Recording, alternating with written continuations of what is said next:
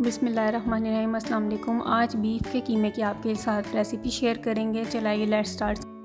तो सबसे पहले फूड प्रोसेसर में बीफ का कीमा ऐड करेंगे और इसमें लहसुन, अदरक, हरी मिर्चों का पेस्ट डालेंगे, हरा धनिया और फिर फ्राई किया हुआ प्याज इसमें ऐड करेंगे। अब हम मसाले डालते हैं, नमक, लाल मिर्च, ज़ीरा, सूखा धनिया, चाट मसाला, कुटी हुई लाल मिर्च, ये सब कुछ ऐड करेंगे और फूड प्रोसेसर को बंद करेंगे और इसमें ऑयल डालते हुए हम इसको बीट करेंगे। अब सारा कुछ चॉप हो जाए तो इसमें एक स्लाइस चॉप करके डालेंगे और फिर अच्छी तरह से इसको चॉप करेंगे। अब इस कीमे को स्मोकी लुक देने के लिए प्याज के टुकड़े के ऊपर हम दकता हुआ कोयला रखेंगे और इसको ढक्कन बंद करके रख देंगे 5 मिनट के लिए। अब ये हमारा स्मोकी सा टेक्सचर लेकर कीमा तैयार है।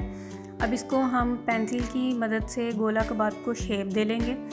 आप चाहें तो स्टिक्स पे लगा लें या सीख पे लगा लें। अब हम इसको ऑयल में फ्राई करेंगे। फ्राइंग पैन में ऑयल डालेंगे और गोला कबाब सारे रख देंगे। दोनों साइडों से अच्छी तरह कलर दे लेंगे। इनको चम्मच की मदद से हिलाना नहीं है, फ्लिप करते हुए इनको फ्राइंग पैन को ही हिलाते हुए पकाना है।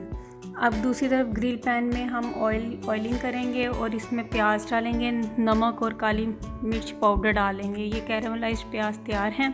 इन पे गोला कबाब रखेंगे, ऊपर से धनिया डालकर हम अच्छी सी सर्विंग करेंगे। खुद भी खाएं, अपने मेहमानों को भी खिलाएं। मुझे दुआओं में याद रखिएगा। अल्लाह हाफिज़।